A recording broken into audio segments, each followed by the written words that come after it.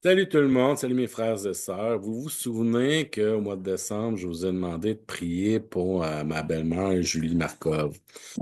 Mais elle a été sauvée par le Seigneur grâce à vos prières, grâce à votre amour et à notre amour. Le Seigneur a entendu nos prières. Puis là, en ce moment, elle est à mes côtés, puis elle va témoigner de son témoignage de qu'est-ce qu'elle a vécu. Fait que juste pour vous montrer à quel j'ai mis des témoignages de personnes qui ont été sauvées par le Seigneur. Là, c'est une personne personnelle à moi qui a été sauvée par le Seigneur. Fait que je vous laisse à son témoignage. Passez une très belle journée. Que le Seigneur vous bénisse.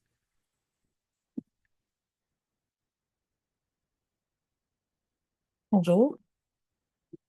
Je ne prendrai pas beaucoup de votre temps, mais je sens le besoin de vous partager ce que j'ai vécu. C'est quelque chose d'assez d'assez extraordinaire. On en entend parler, mais quand on le vit, c'est autre chose. Premièrement, je vais commencer par vous parler un petit peu de moi. Je pense que c'est important que vous sachiez d'où je viens un petit peu, puis où je suis rendue. Euh, je viens d'une petite famille. J'ai un frère seulement. Une très bonne maman, un très bon papa, mais malheureusement, un papa qui n'était pas très présent. C'est un homme qui a fait beaucoup de prison, fait qu'il il était souvent absent. Euh, j'ai eu des moments difficiles dans ma vie. J'ai été victime d'abus sexuels à plusieurs reprises. Je ne l'ai jamais vraiment partagé avec personne, à part de- il y a quelques années, là, mon mari, mes enfants. Mais c'est pas quelque chose que j'ai partagé beaucoup. Tout ça pour dire que c'est dur, c'est dur à vivre.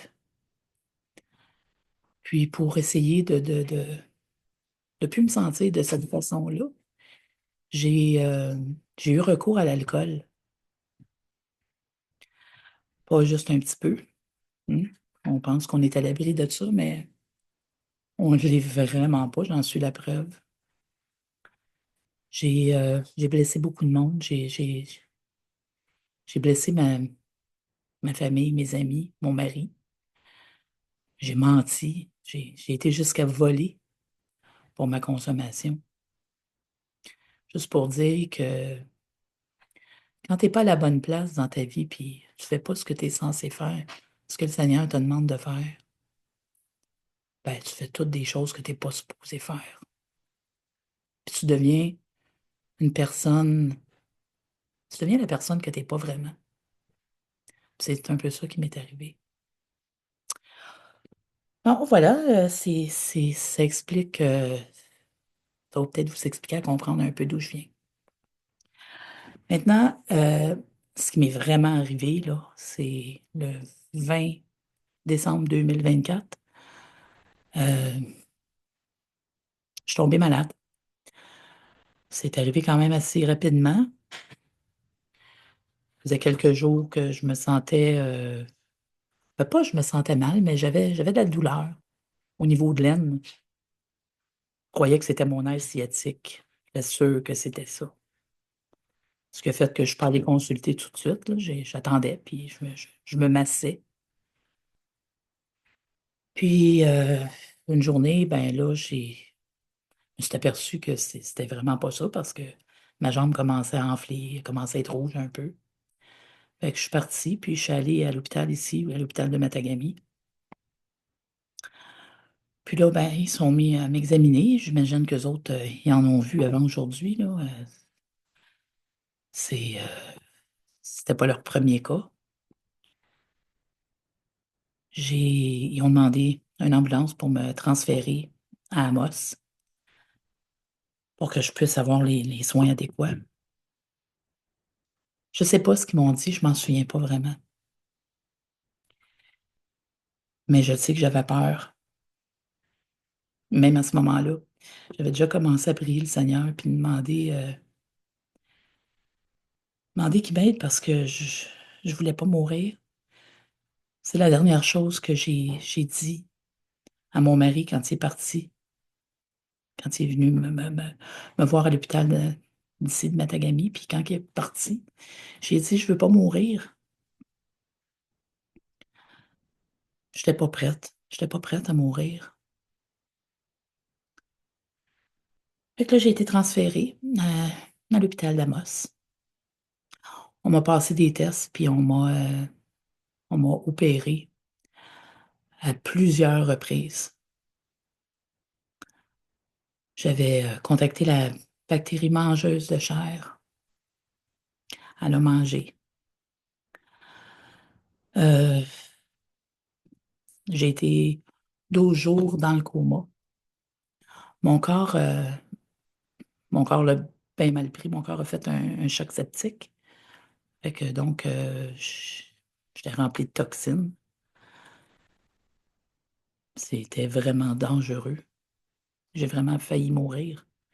La première semaine et demie, il se battait pour ma vie. Après ça, il se battait pour ma jambe.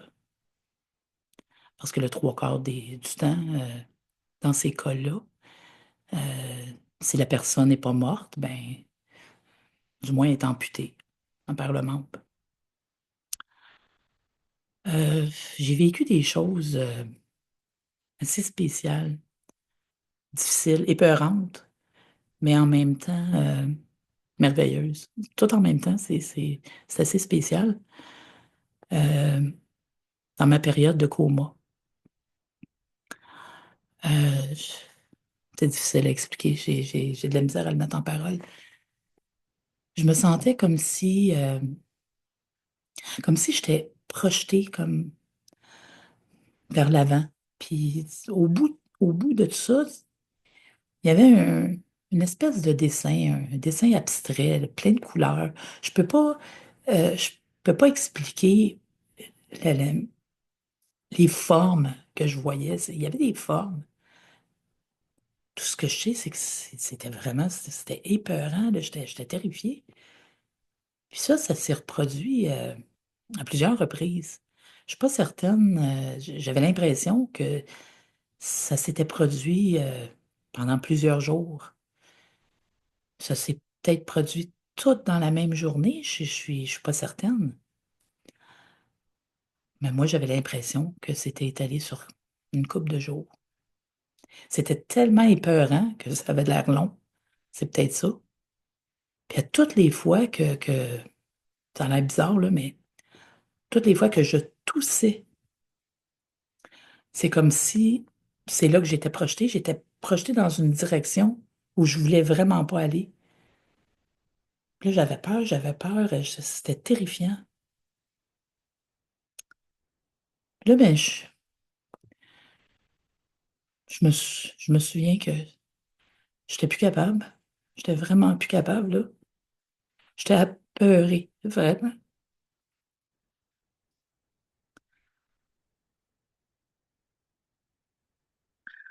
À ce moment-là, ben, je me suis mis à prier. J'ai demandé au bon Dieu de venir me chercher. En même temps, je voulais pas m'en aller. Je me suis mis à penser à ma famille, mes enfants, mes petits-enfants, mon, euh, mon mari, mes amis, puis le Seigneur aussi. J'ai demandé de ne pas m'abandonner. J'ai demandé de me donner la chance de revenir, puis d'être capable de faire les choses différemment, de faire les choses comme que lui veut que je les fasse. À ce moment-là, là, c'est là la partie merveilleuse.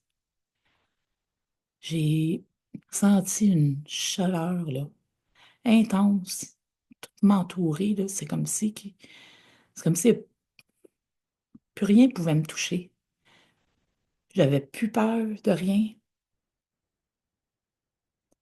Je peux pas dire que j'avais pas mal parce que je me sentais pas. J'étais dans le coma. Oui, j'ai demandé de m'aider. Puis cette présence-là était vraiment là. Ces paroles aussi. J'ai entendu, je l'ai entendu. Je l'ai entendu me dire, je t'abandonnerai pas, je suis à côté de toi.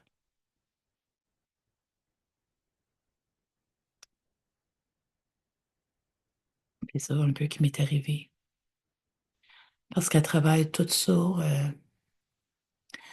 être hospitalisé, être transféré, j'ai été transférée aussi dans un autre hôpital à Montréal, où j'ai été réopérée encore plusieurs fois, presque à tous les jours.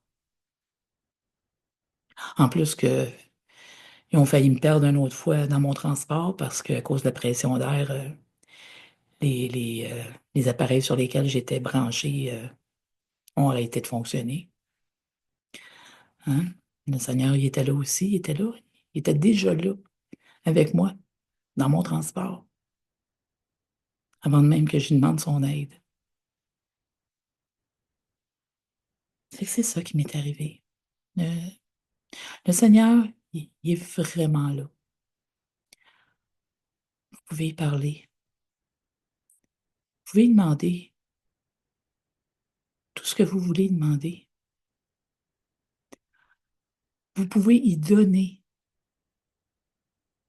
tout ce que vous avez besoin de lui donner, tout ce que vous n'êtes pas capable de vivre avec, que ce soit vos douleurs, votre anxiété, vos peurs, tous vos besoins.